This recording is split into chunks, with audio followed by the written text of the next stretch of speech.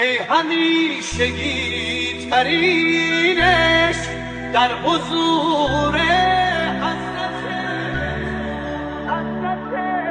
تو، ای که می سوزم سر و پا تا ابد در حسرت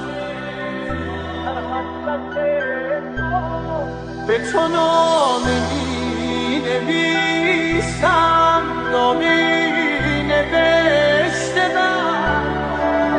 نترس جانم که دستانم جدا شدنی نیست دستانت، این عشق بماند تا ابد در قلبت امانت.